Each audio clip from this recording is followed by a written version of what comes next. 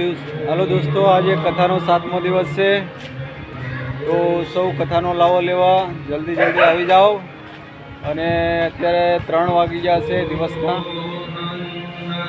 તો ચલો આપણે સમય ન ગવાતે હોય તમને કથાનો રસપાન કરાવું. રાધે રાધે.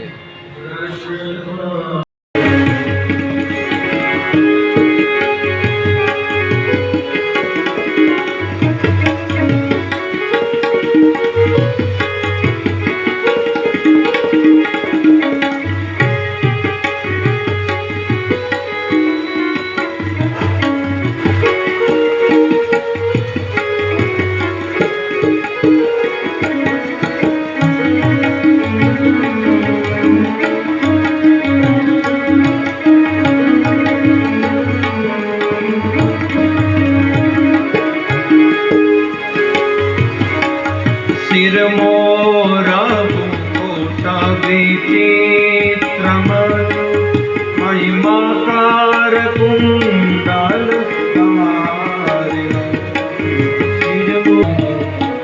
श्री कृष्ण जय कृपाल भरती मन नंदन सुंदरम श्री कृष्ण कृपाल.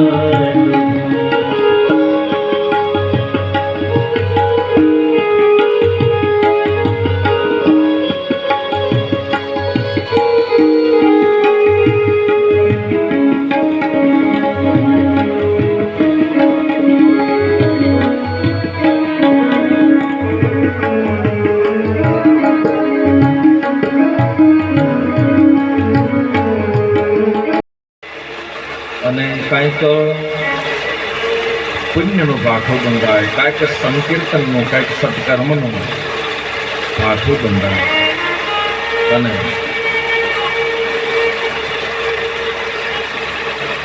ભક્તિ માર્ગમાં આગળ કેમ આપણે પ્રગતિ કરી શકીએ એ ભાવ કેન્દ્રમાં રાખીને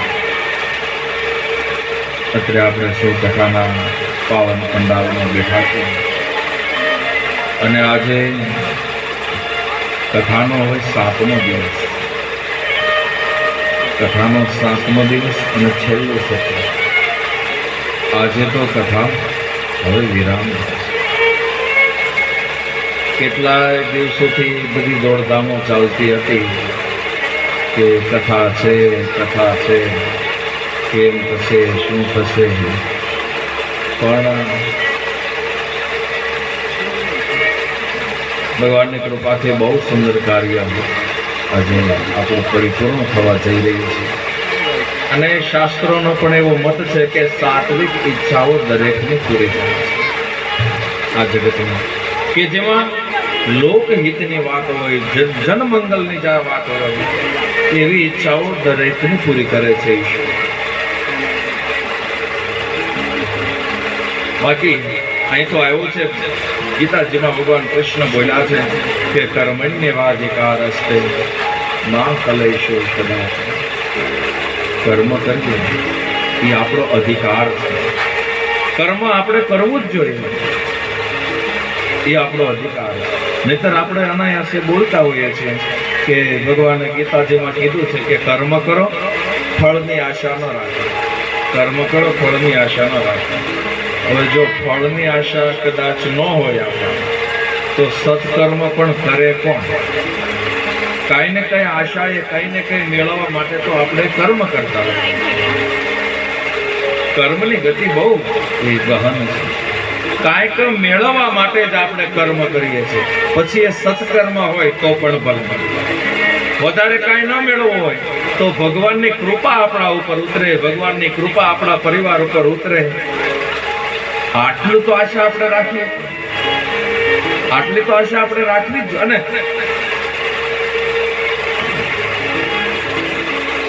કે ઈશ્વરની કૃપા આપણા ઉપર ઉતરે, તો આ આશા રાખવામાં કોઈ દોષ નથી. આવી આશા રાખવામાં ક્યાં વાંધો છે કે ઠાકોર અમારા ઉપર રાજી રહે, ઠાકોર અમારા ઉપર કૃપા કરે. તો આવી આશામાં કઈ દોષ નથી, આશા રાખવી જોઈએ. પણ ગીતાજીમાં ભગવાન કૃષ્ણ કહે છે કે કર્મણ્યવાધિકાર હસ્તે, કર્મ કરો એ આપણો અધિકાર છે, પણ માં ફલેશું કદાચન, ફળ ઉપર આપણો અધિકાર નહીં. ફળ ઉપર અધિકાર નથી. આપણે સમજવામાં એ ભ્રાંતિ એ કરીએ છીએ કે કર્મ કરો એ અધિકાર છે, પણ ફળ ઉપર અધિકાર નથી. એ તો ભગવાનને જે ફળ દેવું હોય તે આપે, જ્યારે દેવું હોય ત્યારે આપે. આપણે એવું આગ્રહ ન રાખીએ કે ભગવાન પાસે કે આજે મેં 5 માળા કરી તો મારું આ કામ થઈ જવું જોઈએ, આજે મેં ઉપવાસ કર્યો તો મારું આ કામ થઈ જાય, એવો આગ્રહ ન રાખીએ.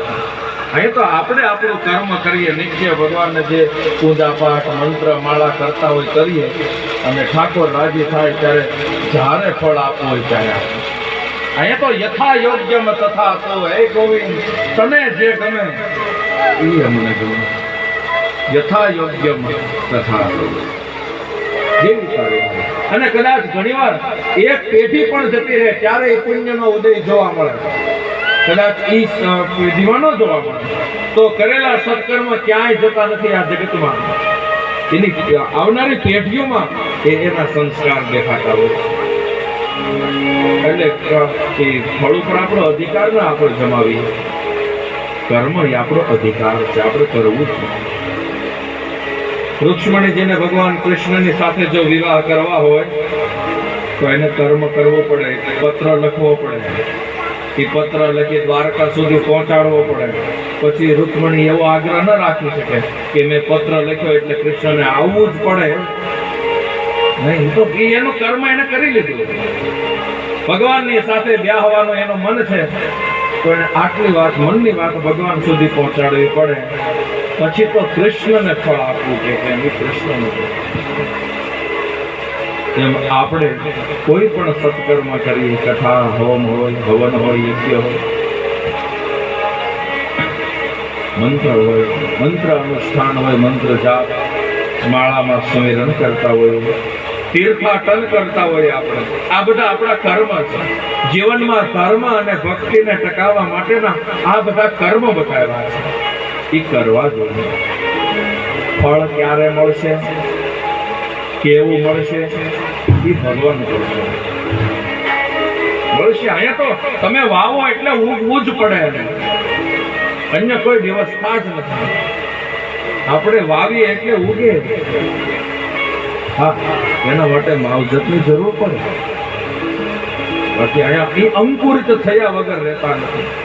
પછી સત્કર્મ હોય, નામ સુમિરન હોય, અંકુરિત થાય છે, એ ઉગે છે. એ જ્યારે ઉગે અને કેવી રીતે કાળમેઘ પાણાના કાળજા ચીરીને જેની કૂપડ્યું ફૂટે, એવી રીતે અંકુરિત થાય. એટલે સત્કર્મ અને એ જ હારે આવશે ને, સાથે ક્યાં બીજું કઈ આવવાનું? એક હાથે કરેલા સત્કર્મ અને જીભે લીધેલા નામ, એ જ હારે આવે.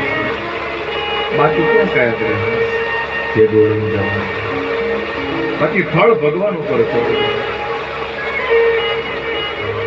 એક સાધુની કથા છે. ભિક્ષાવૃત્તિ કરે, ગામમાં બજારોમાં ફરે, પણ માગવામાં બીજું કાંઈ નહીં કે આપો, ભૂખ્યો છો, 2 દિવસ કાંઈ ખાધું નથી, ના આપો, એ કાંઈ નહીં. ઘરના દરવાજા પાસે આવીને ઊભો રહે અને બહુ સુંદર મધુર અવાજમાં એક ભગવાનનું ભજન ગાયા. અતિ સુંદર એ ભગવાનનું ભજન ગાય. થોડી વાર ઊભો રહે, જો કોઈ બહાર આવે તો ઠીક છે, પોકાર ન કરે, સાદ ન પાડે, એની રીતે ભજન ગાયા કરે. રાહ જોવે, કોઈ ન આવે ભિક્ષા દેવા એટલે ત્યાંથી આગળ નીકળી જાય. વળી 1-2 ઘર છોડીને પાછો ઊભો રહે, પાછી ભિક્ષા ગીત ગાયા કરે, ભજન ગાયા કરે. જો મળે તો ઠીક, નહીતર પોકાર નહીં કરવાનો, સાદ નહીં પાડવાનો, કાંઈક આપો નહીં કહેવાનો કે 2 દિવસથી ભૂખ્યો છો, કાંઈ ખાધું નથી, છે કોઈ દાતા, કોઈ વસ્તુ. ફક્ત ઈશ્વરનું ભજન ગાયા કરે, પ્રતીક્ષા કર્યા કરે. અને એવા એક શેઠાણી રહે છે ગામમાં. અને સાધુ જ્યારે એ બજારમાં આવે એ શેઠાણીના કાને એનો અવાજ આવે એટલે ભિક્ષાની થાળી તૈયાર કરી અને શેઠાણી દરવાજાની આડી સંતાઈ જાય અને પેલો સાધુ આવી દરવાજા પાસે ઉભો રહે અને ભિક્ષા ગાયા કરે, ભગવાનનું ભજન ગાયા કરે અને શેઠાણી દરવાજાની પાછળ સંતાઈ અને પછી બહુ થાય, ઘણી રાહ જોવે કોઈ ન આવે એટલે સાધુ જ્યાં ચાલતો થાય ત્યાં શેઠાણી આવે અને એને ભિક્ષા આપે પછી રવાના. આ એનો ક્રમ થઈ જાય. રોજ 15 મિનિટ 20 મિનિટ જ્યાં સુધી સાધુ ઉભો રહે ત્યાં સુધી સંતાય રહે. જેવા સાધુ હાલવા જાય ત્યાં આવીને ભિક્ષા આપે. શેઠે આ જોયું, 2-3 વખત આવું થયું. શેઠને ધ્યાન ગયું, શેઠે જોયું અને શેઠે કહ્યું કે તું શું કામ સાધુને હેરાન કરે? તારે ભિક્ષા આપવી જ છે તો પેલા આપી દે. આ બપોરનો તડકો છે, આટલી ધૂપ છે, એને ક્યારે ખાધું હશે, ક્યારે પાણી પીધું હશે, કેટલી બજારો ફરીને આવ્યો હશે અને તારે ભિક્ષા દેવી છે તો એનો અવાજ સાંભળ એટલે ભિક્ષા લઈને જા, મેં જોયું છે, પણ તું સંતાય હું કામ જાય? અને સાધુને આટલી ધૂપમાં, આટલા તડકામાં આટલો સમય તું ઊભો રાખે અને પછી હાલે ત્યારે તો એને ભિક્ષા આવું શું કામ કરે? તારે જો ભિક્ષા આપવી જ હોય તો તું પેલા આપી દે, શું કામ એ સાધુને દુઃખી કરે?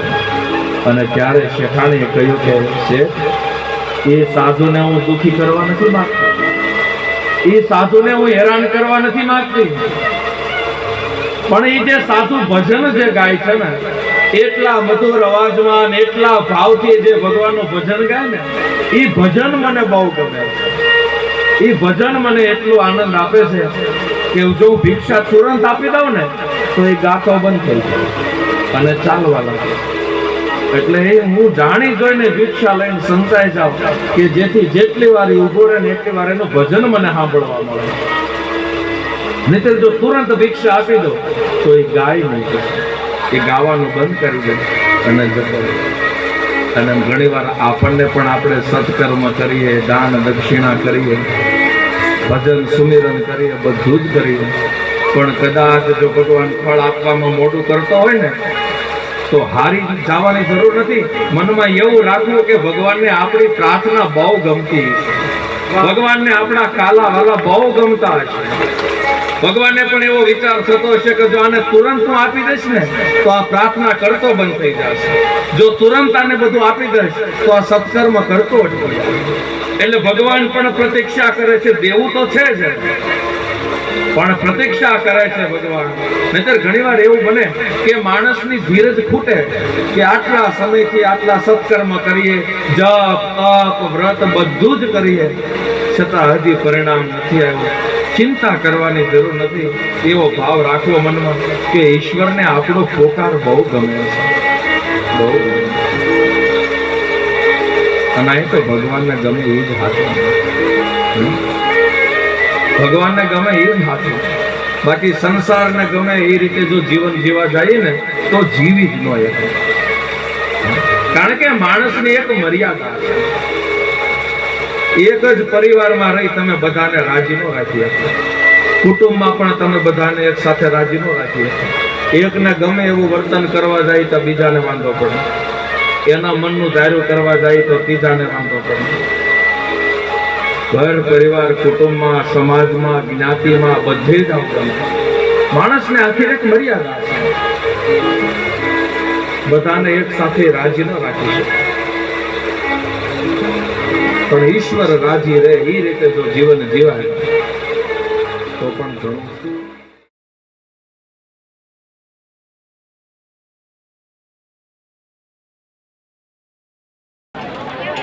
દોસ્તો, આજે 7મો દિવસ કથાની પૂર્ણાહુતિ થઈ છે. સૌ ભક્તોએ કથા સાંભળી બદલ સૌ ભક્તોને રાધે રાધે, બાપા સીતારામ.